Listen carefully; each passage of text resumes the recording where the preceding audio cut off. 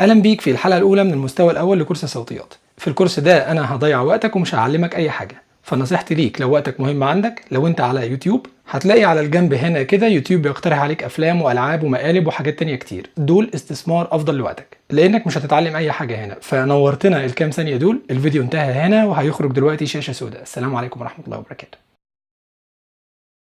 تمام، لو انت لسه هنا فابشر، انت من الناس اللي ما عندهاش مرض الالفيه الجديده. الكورس ده علشانك انت. كبر بقى الشاشه واديني اهتمامك وتركيزك ومش هتندم. علشان الكورس ده تطلع منه بنتيجه ملموسه ومن اول حلقه، عاوزك تتبع التعليمات التاليه بالحرف. انت لو في فصل عندي هتلتزم بيها بالحرف، ولكن انا مش قادر اشوفك، فخليك رقيب على نفسك والتزم حرفيا باللي هقولك عليه دلوقتي. رقم واحد، ما تكتبش اي حاجه اول مره تشوف فيها الحلقه. اما نخلص وتحل التمارين معايا اثناء الحلقه وتتاكد انك فهمت، ابقى ارجع عيدها واكتب ملاحظاتك، ما تشتتش نفسك دلوقتي. تاني حاجه، اثناء الشرح هطلب منك طلبات قد تبدو غريبه عليك. ممكن تلاقيني بقول لك قول ورايا لا لا لا واو واو واو او اي حاجه تانية، يبقى اذا عاوزك تقول ورايا فعلا ومن غير تفكير. انا مش مكسوف اقول لك كده قدام الكاميرا. انت بقى عذرك ايه؟ لما اوري لك حركه بقي في اصوات معينه يبقى تحاول تقلدها بالظبط. ما تقولش لنفسك انا مش هعمل الهبل ده وهقول الصوت صح. للأسف من غير الهبل ده الصوت مش هيطلع معاك صح. رقم 3، بعد كل حلقة تحل الاختبار بتاعها لو انت محمل التطبيق على تليفونك، ولو مش محمله اكتب على المتجر تعلم اللغة الإنجليزية، هيخرج لك في نتائج البحث.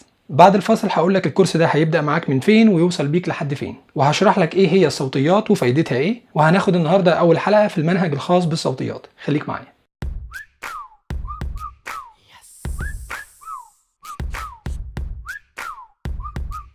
السلام عليكم ورحمة الله وبركاته. أنا إبراهيم عادل وأنت بتتفرج على كورس تعلم اللغة الإنجليزية على قناة زي أمريكان إنجلش، الجزء الخاص بالصوتيات. الأول اسمح لي أنبهك على حاجة بسرعة كده. أنت كمتعلم لغة إنجليزية أنت مبرمج على إن الشيء المجاني قيمته قليلة، وأنت معذور في كده على فكرة، لأن ده حقيقي. اللي بيعرض لك حاجة مجانية بتكون يا إما حاجة محدش محتاجها أو بتكون مقدمة علشان تشتري الكورس كامل. ولذلك أي حاجة بتتعرض لك مجاني أنت ما بتهتمش بيها قوي. الكورس ده صدقني محتواه مش هتلاقيه ولا حتى بفلوس، فلو ما استغلتوش صح يبقى اذا ما تزعلش ان الناس بتاخد منك فلوس. الكورس ده مش مقدمه لحاجه تانية ومش هتضطر تشتري اي حاجه، هيفضل مجاني. الكورس ده مهمته يعمل معاك 3 حاجات. رقم 1، هيعلمك تتهجى الكلمات اللي بتسمعها لاول مره، وهتعمل كده النهارده فعلا. هتبدا تتهجى معايا في الحلقه كلمات انت ما تعرفهاش، زائد ان الكلمات اللي انت تعرفها اصلا هيساعدك جدا على انك تتذكر التهجي بتاعها ومش هتغلط فيه تاني. رقم 2، هيساعدك تقرا بشكل صحيح وبمخارج حروف واضحه جدا.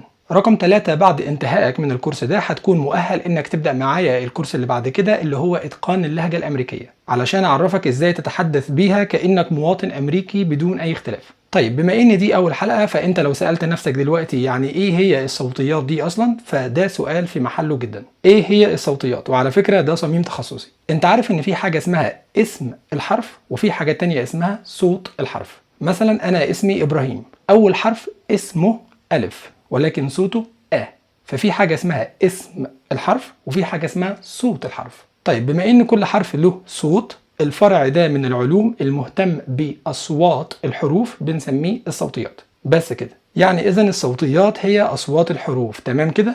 لا مش تمام. في كذا طريقة لدراسة الصوتيات. في الطريقة اللي أشبه بالطب، بالذات تخصص أنف وأذن وحنجرة، ودي بنقعد نرهقك فيها كطالب إن الصوت خرج مع شد في الحبل الصوتي ولا الحبل الصوتي كان مرخي. هل بيعمل إيقاف كامل للهواء الخارج من الرئة ولا بيبقى إيقاف جزئي ولا مفيش أي اعتراض لمجرى الهواء خالص؟ وحاجات تانية كتير أنت كطالب مش هتفيدك بأي شيء، لأن الفرع ده من العلم برضو اسمه الصوتيات، ولكن مهمته دراسة كيف يخرج البشر الأصوات الكلامية، طريقة عمل اللسان، الحبل الصوتي، الحلق، شكل اللسان وهكذا. وطبعا أنت مش هنا علشان تعمل دراسات في الأنثروبولوجي أو علم الإنسان، فمفيش داعي أرهقك بالكلام ده. المفروض أديلك الجزء الخاص اللي هيفيدك في رحلتك واللي يوصلك لهدفك بدون تشتيت. تمام، يبقى إذن الصوتيات هي أصوات الحروف. طيب سهلة، كل حرف له صوت. خلاص 26 حرف في الأبجدية الإنجليزية، يبقى 26 صوت هندرسهم ونبقى كده تمام. صح؟ الإجابة غلط. الأصوات في اللغة الإنجليزية أكتر بكتير من 26 صوت، 44 صوت. إيه ده؟ إزاي 26 حرف يعملوا 44 صوت؟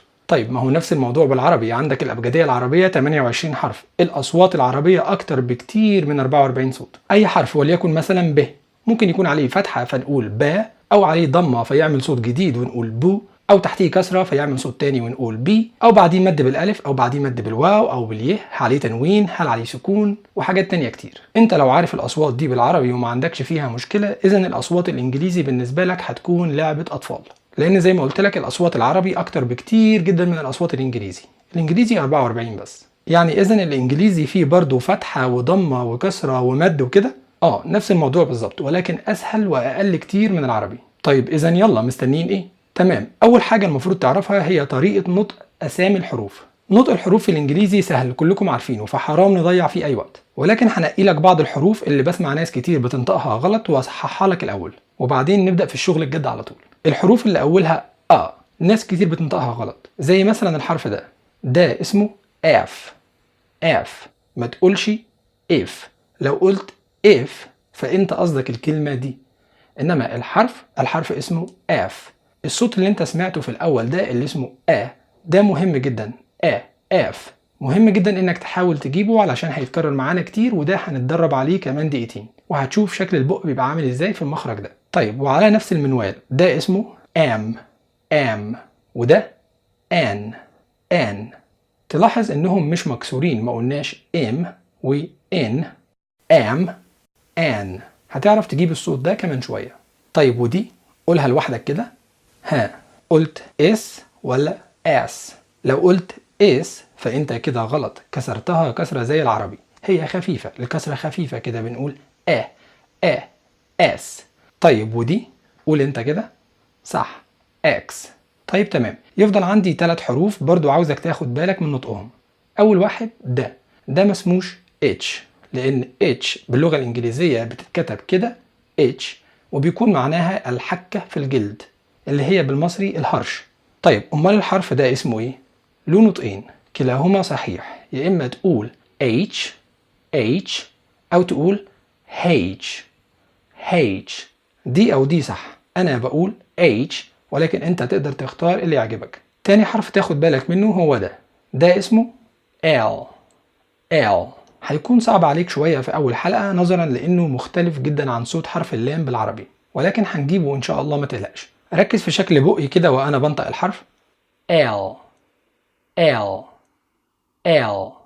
هتلاحظ حاجتين. أول حاجة بنفتح الفم فتحة أكبر من فتحة صوت حرف اللام بالعربي. افتح بقك بنفس الشكل ده الأول، وبعدين هات طرف لسانك خليه ورا أسنانك، يعني اللسان هيكون طرفه وراء الأسنان وهياخد شكل القوس. اعمل كده وردد ورايا وقول L.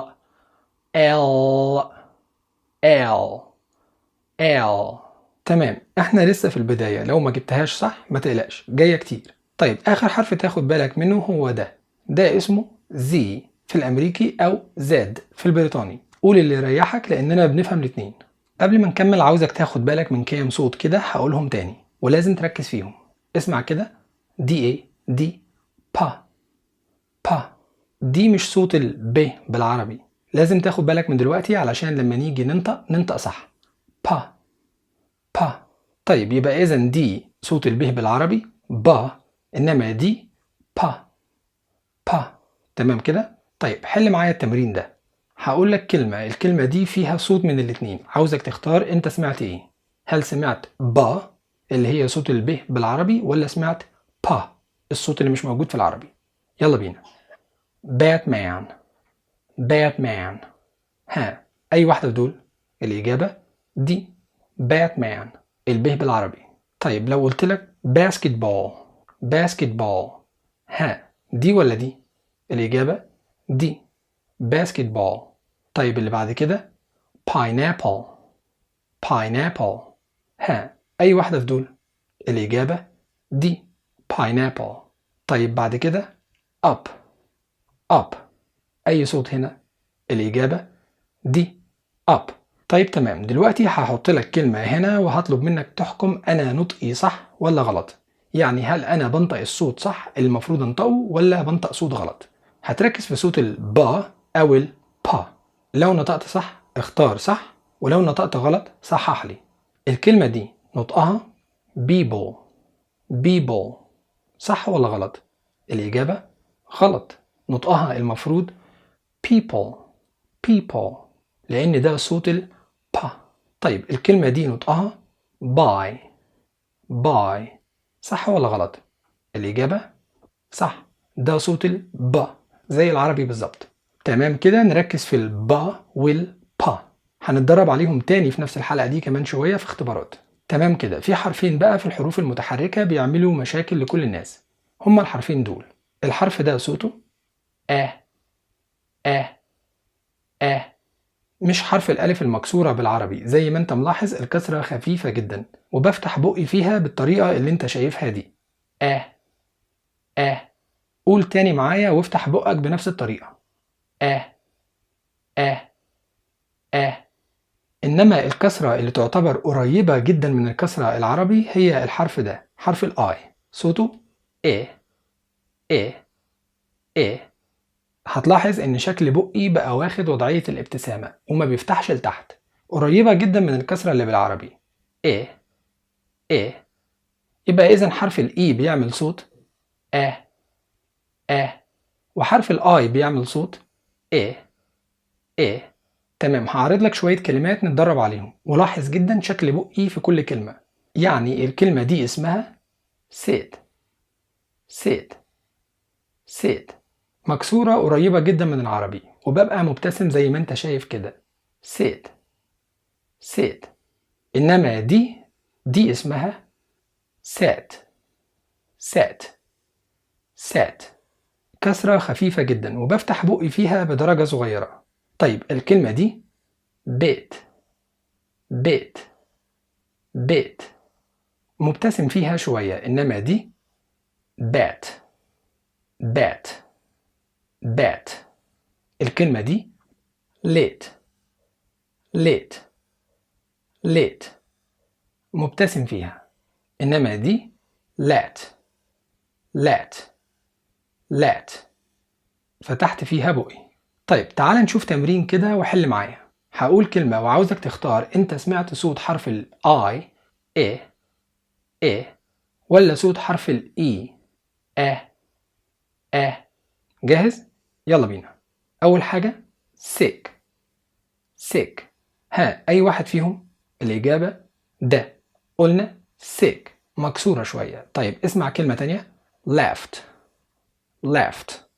ها أي صوت هنا؟ الإجابة ده، قلنا left مش مكسورة قوي.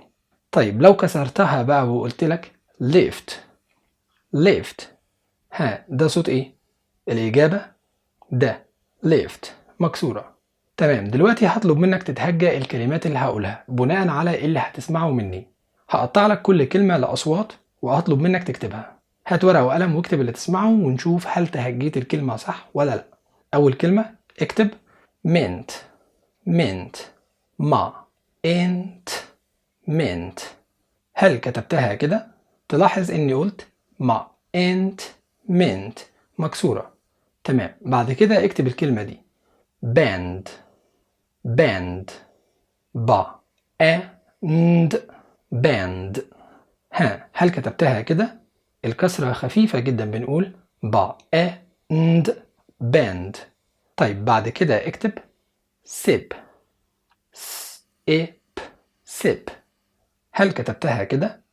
تلاحظ ان الكسرة ظاهرة زي العربي والصوت هنا ب مش الصوت العربي بتاع الب. طيب واخر كلمة اكتب fast fast st fast. ها هل كتبتها كده؟ كسرة خفيفة مش زي العربي fast. طيب بس يا سيدي اسيبك بقى تراجع على الكلام ده وتحل التمارين اللي تحت الفيديو لو انت على التطبيق، واشوفك الحلقة الجاية ان شاء الله عشان نكمل بقية الحروف والاصوات. حاول تتمرن كتير على الاصوات دي، ويا ريت تسجل لنفسك الصوت اللي بتسمعه مني والصوت اللي انت بتكرره ورايا وتطبقهم ببعض، لان ساعات ممكن تكون متخيل ان انت جبت الصوت صح وانت في الحقيقة محتاج تعدل عليه. شكرا مشاهدة، واشوفك الحلقة الجاية ان شاء الله. شكرا والسلام عليكم ورحمة الله وبركاته.